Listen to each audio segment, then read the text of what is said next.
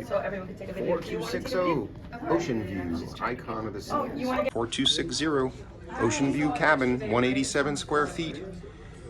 Nice size. Same exact setup as balcony cabins. Don't forget to look for your stateroom safe. correct. 187 It's got shelves.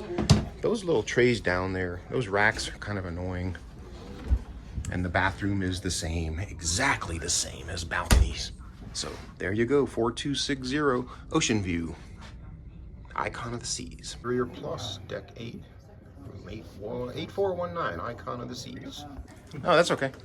It says Interior Plus, about the same size as a regular interior. The layout is different. You have like a little walk-in area here, so it makes it seem bigger in a way. You have a walk-in closet and a vanity, You have a walk-in closet and your bathroom's right so there. all the desk space and how the closet will be like wall mounted and everything. That's all been moved And into it's that your space. standard bathroom. Yeah. No, it really changes the feel of an interior. Where is the safe? So There is the right now, safe. the low end of like low season. So there you go. 29, but Interior Plus. 3600 for Just a little more than a regular interior. about 50